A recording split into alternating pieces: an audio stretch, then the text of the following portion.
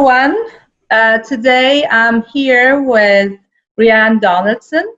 Brianne is assistant professor and the holder of the Sri Parshvanath Presidential Chair in Jain Studies here at UCI.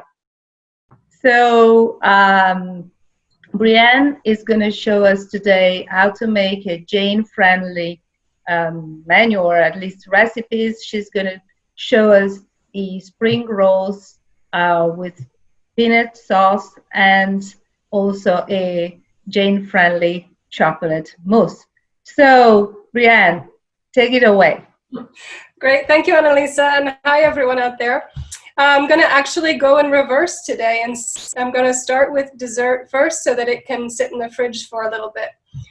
The two dishes I'm going to make actually require no cooking, so they're really excellent for hot summer days, and we'll get into it.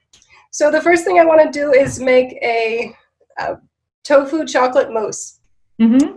It involves very few ingredients, so I'll just show you down here that you need silken tofu, and this is shelf stable, so you don't find it in the refrigerator section. You usually find it in the Asian section. And I just am going to put that into the food processor, which is one of my very best friends in the kitchen. And then I'm using just basic dark cocoa powder, and I'm going to put in a 1/4 cup of this. And then it often also calls for, or the recipe that I use to make it so easy is to use maple syrup plus vanilla, but I actually have maple syrup with vanilla in it, so I even can cut out one ingredient there. And I put in a 1/4 cup of that.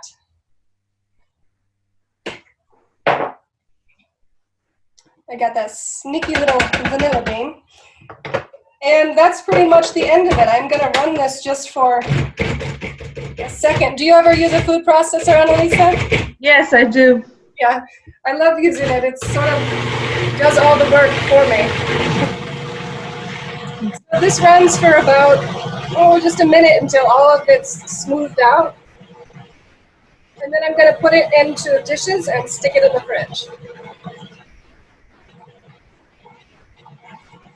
So as you do that, explain to the people who are watching this video why you are choosing tofu rather than dairy products, and the kind of precepts that go together with Jainism. Well, so Jainism is an ancient tradition rooted in India, although now Jains live all over the world, including in Southern California, which is why they've helped to support this position at UCI. While we talk, I'm just going to show Wow. It has a wonderful texture. Yeah, it's really wonderful. And you can also use, if you have a excess of avocados, you can use about the same amount of fresh avocados, and it does the same exact thing. It makes it really nice and smooth with the same exact ingredients. So I'm going to just pour that into these dishes. So when we think about Jain food, or what makes this Jain friendly, I guess there's a few different reasons. The first is that in the Jain worldview, there is a sense that every living being has a core life force that's called a jiv. And this is for you and me and for all our watchers and for every living existent thing. So that includes plants, animals, birds, fish, microorganisms. And that really informs the way the Jains eat. I'll say another word about that in a minute, but just to show you, like, I'm going to go ahead and stick these in the fridge.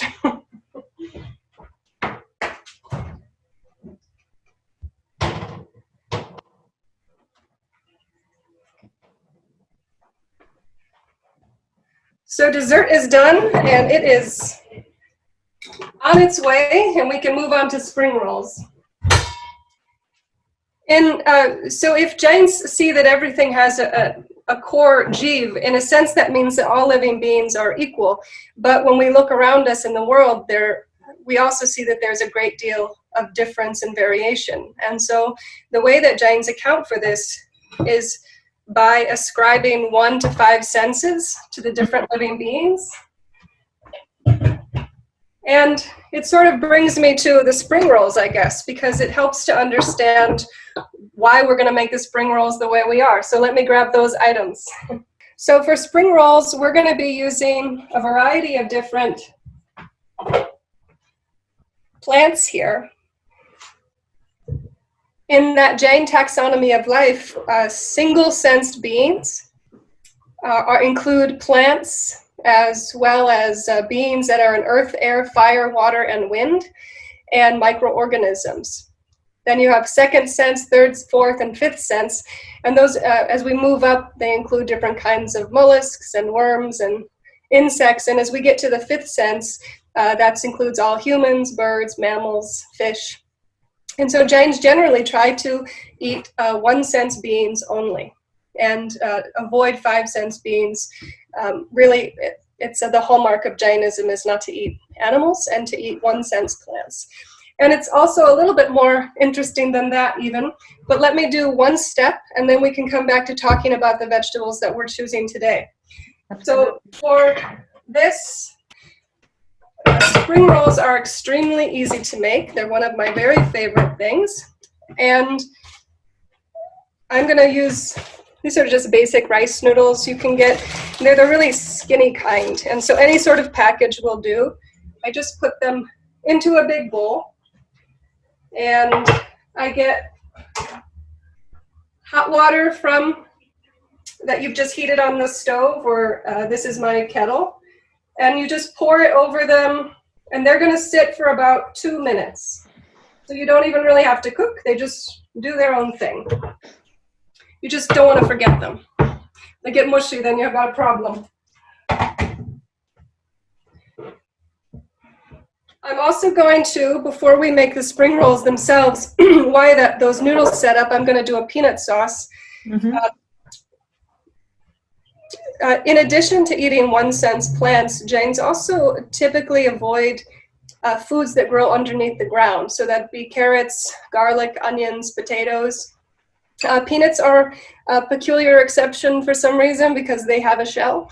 But the sense is that in addition to being a plant that's under the ground and that requires you to uproot the whole plant, thus disturbing more microorganisms. Those roots are also full of other one-sense beings. They're called nagods, and they have to live on a host environment, like within the skin of plants or animals, and also within roots. And so when we look at our food today, we're not having any carrots or anything like that. I've chosen to use all terrestrial vegetables, which would be cucumbers, red cabbage, which is one of my very favorite things. These are just greens that I had in the fridge, and you could use anything like this. I'm going to use avocado. And I had a mint plant, so mint is a wonderful herb. You could also use basil if you have that growing.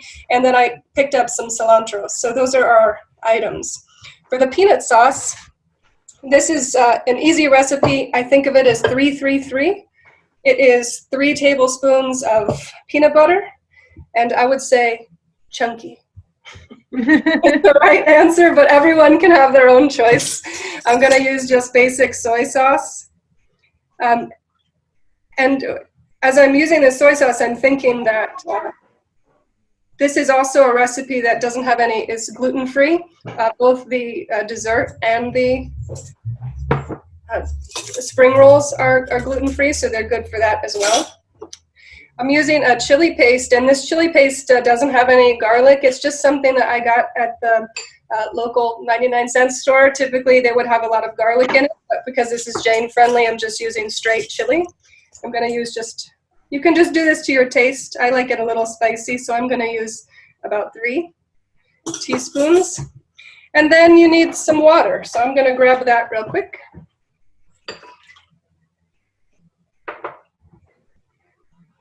I'm going to quickly drain these little noodles out, and so they don't get too soggy, and I'll be right back.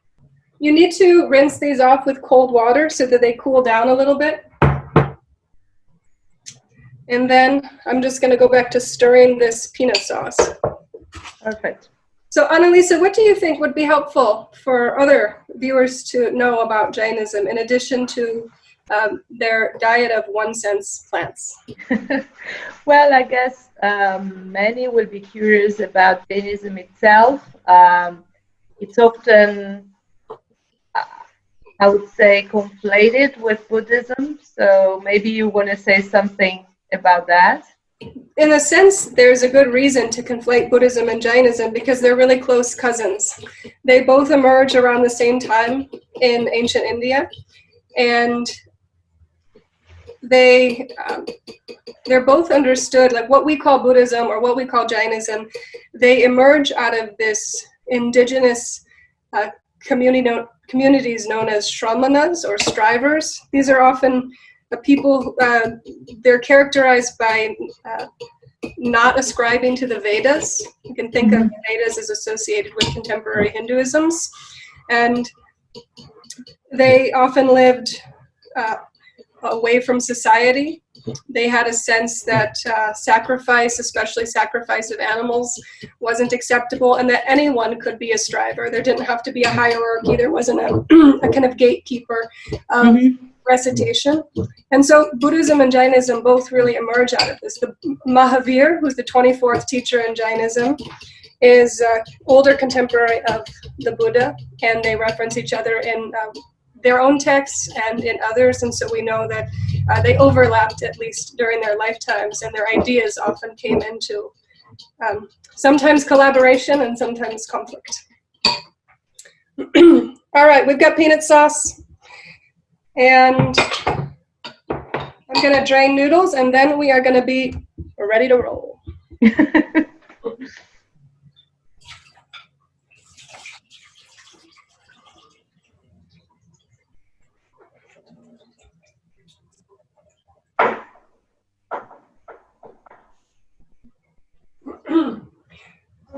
So this is what they look like when they're done.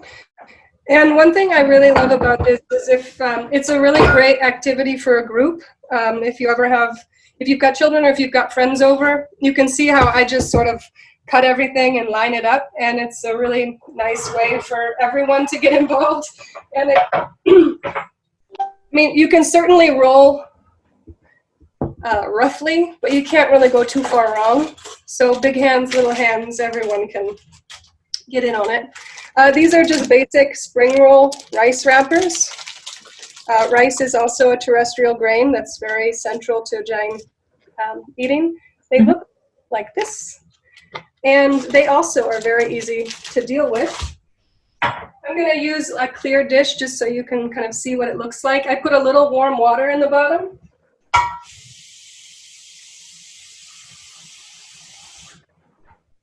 It doesn't need to be hot, just warm to the touch is fine. And you just take one and you drop it in. Once you have a little practice, you could use a sheet pan and do 2 or 3 at a time. But just for our sake, I'm going to just do one. Once you get the hang of it, you can use a larger vessel, or if you've got help, you can do it that way as well. But you're looking for it just to curl up a little bit. Otherwise, if it gets too soft, it becomes unmanageable. While that sits, I'm going to just take my avocado. My little trick is I put the knife in and twist. That pulls out my pit. Wonderful. I'm just going to slice this through. Ooh, this is just starting to curl up. Oops. Yes. And you can see how it got all like kind of smushy, but that's fine. You can just unroll it again, kind of like cling film. Yes. Lay it down like this. Another one of my avocado tricks, I just use a spoon and I kind of go underneath the skin and just pull all those slices out. And so now they're ready to be dealt with. So we're ready to roll. I have my wrapper here. I'm going to take some noodles. When you first start, you kind of want to be a little bit more modest with your noodles so that you don't overfill. And these are really small wrappers. You can get larger ones, but these are what they had. And so I just, you just adjust and make smaller rolls, but the bigger ones, you can almost make a whole lunch out of it. Now I'm going to put this down just a little so you can see. I'll take red cabbage, mint, and I say the more the merrier with herbs, cilantro, a little bit of lettuce, a couple pieces of cucumber. And one thing about cucumber, if you're using just regular size cucumbers, you want to just use your finger and kind of pull those seeds out a little bit so that you don't have wet rolls. If you're using Persian cucumbers or something like that, it's you don't have to do that step. Avocado goes in, and then you're confronted with the daunting task of rolling. So what I suggest is when you lay this in, you can kind of see how the roll is down here, and I've put everything more to one side, because as you pull up, you want to just kind of smoosh it in toward you, and then start to do the roll and just tuck everything in. Mm-hmm. Some people like to tie the ends in. Yes. I myself think, like, why bother? Just leave them open. And you can see here, I have like a really beautiful roll. Beautiful. And we'll just do one more, I think, for... Yes. And make sure. We want to learn. We need to pick up the skill of rolling. It's a very... there's always going to be some casualties, but even casualties are delicious. Another thing about this is that everything that you can see here that I'm going to put into a spring roll also could be placed into a bowl, and it's just called a vermicelli bowl. You basically just put in the noodles, you put all the vegetables, you can put as much greens and lettuce as you want, and put some peanut sauce or chili sauce or whatever on it, mix it up, and it's also totally delicious. So if you have enough leftovers the next day, you can just have vermicelli bowls. So did you have difficulties finding the ingredients during COVID? Was there something that was difficult to find for you and to prepare Jain-friendly dishes? Well, I'm not a practicing Jain, a Jain scholar, but I certainly have been informed by Jain ethics.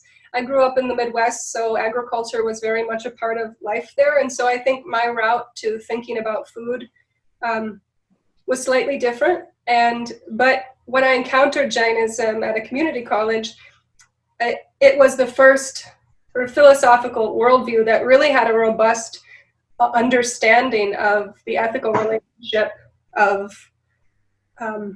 plants, people, animals, and food. That food was a really important expression of one's world vision. And so there was a sort of marriage there that even though I started a different route when I encountered Jainism, there was something there of interest beyond just kind of pure academic curiosity. So, I don't always eat purely Jain in the sense that sometimes I have root vegetables or garlic or onions or things like this, but I have lived toward a plant-based life for about 20 years. And I guess without dairy and other animal products for, I guess, about maybe 14 of those. So in that sense, it's pretty, I just learned as you went. It's kind of like learning a little bit of a new language. And for this particular recipe, all of these things are very easy to find. And the only thing that might be a little bit unfamiliar to people is that tofu that you have to get in the shelf stable for the mousse. But otherwise, I mean, these are all things that you can get at any farmer's market and just basic yes. shop. I'm gonna just put this here. And of course, now this wouldn't be a typical Indian Jain food, but among Jains who live in diaspora or live in other countries, they have sort of adapted Jain eating into all kinds of cuisines. So Mexican, Spanish cuisine, Thai, and different kinds of Asian cuisine. And so if I were going to have Jains for guests, I would be very happy to serve this. And I think, and for myself, I would be very happy to have this. So there's nothing that I feel like is there's not a lot, not a lot that would have been added with, say, a potato, right, into this. Yeah. And I think that one thing about this is that when you've got like a roll that's full of all these veggies, it also has the avocado in it. You could put tofu or cashews or other kinds of nuts, and then you have no excuse not to really go wild with peanut sauce, because then you can kind of really make the whole thing a complete protein, fat, delicious greens meal. Yeah, I think one thing that's it's interesting here is how you substitute for animal proteins, and I think that it would be important, even if you don't turn into a Jain or not even a vegetarian or vegan, but to know more about the use of non-animal proteins, because definitely there is overconsumption anyway of that kind of proteins in our Western society, I think. So it's all welcome and a very good learning experience for all of us, I think. Well, and I think it's a great time to try it over the summer. I mean, pandemic notwithstanding, when there are a lot of issues coming out of with the U.S. meat supply, I think it's a great opportunity to think about all that goes into that industry, and not just the cost to animals, but to many beings and to land. And so as we have a pause sort of put upon us, then I think it's a great opportunity to just explore other options. And one thing nice about the summer is that this is something that we don't actually have to cook. So you can, in a certain way, it's even easier to make. It's not as though one has to even substitute for this particular recipe, but that you can leave it out and explore sort of all the seasonal vegetables that you have at your local market, whatever's in your herb garden, whatever you have sitting in the back of the fridge that you thought, what am I going to, I was supposed to use that last week. Roll is a wonderful vehicle for just about everything. I have a friend who used some like plant-based meat products. I often will stick, like I said, tofu or peanuts, cashews, anything like this. And so it's just a really great vehicle for whatever needs to be used up. And it's a fun activity. It's a way to kind of get your hands dirty. And I always think, one great thing I learned about being in India is that there is this invitation to be close to all the things that make us human, and using our hands to eat is one of those things, sort of to have a different relationship with our food, both philosophically and tactily. So if I were going to serve this, I would probably load this tray up a lot more than this, and I might even have a much bigger platter. We would really want to have this sense of abundance, spring rolls for everyone. Yes. I would put my peanut sauce right on there and kind of stack this around. And not to be outdone, let me go grab our chocolate mousse. Absolutely. So this is the chocolate mousse, and if I were doing this, I would just have whatever fresh or frozen fruit that I have around and stick that on. I also like to have other things on. I was feeling very nostalgic today. I was cutting these strawberries, like this, and I remember I was having a memory of my grandmother trying to show me how to have a glass. and I'm not sure she would be too impressed with this, but nevertheless. For me, I really like to I always have nuts on hand. I guess as someone who eats like a plant-based diet, nuts are a pretty important part of my life. I make all kinds of things with them. Make different spreads and all sorts of things. But these are walnuts, and so I'm going to add those into the mousse. One thing about nuts is that they can, you don't just eat them by themselves. They go into, I can make like a crumble, kind of like a taco meat out of this without having to do any sort of heating. And so all these things are really nice for plant-based eating. And I also picked up some coconut, so I'm going to add some of that here as well. So our finished product is going to be some chocolate mousse and spring rolls. And you pour the peanut sauce on top of the spring rolls when you heat them, or you dip the roll inside the sauce? Well, there's a couple ways. So if I was going to have friends over, I would probably have some little bowls and then pour some into each individual bowl so that you can just dive in. If it's just me by myself, if you were to watch me, if someone were to walk by and see me through the window, they'd see me just sort of pouring it on and eating it right now. Dish. I can't really. Sometimes I don't even bother to sit down. I just think I have to get right into it. So yeah, if you've got friends, I guess the social distancing way to do it is to put it into each little dishes so everyone can just go kind of pull out of the communal peanut sauce bowl and into their own and do it however they want. Some people like to dip. Some people like to pour on. You also, if you want to be impressive, you can kind of cut these in half. But I think with the small ones, it's not really worth it. If you use the larger ones, to cut them is, makes a little more sense, because then it's almost like you have too many burritos.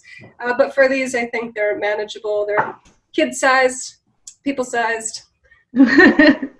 Wonderful. So, Brianne, thank you so much for showing us these Jain-friendly dishes. And for all of you who have been watching this video, goodbye and enjoy. Thank you. And as the Jains say, Jai Jinendra, or victory to the Jinnah in you. Thanks, everybody. Thank you, Brianne. Yeah. Bye-bye.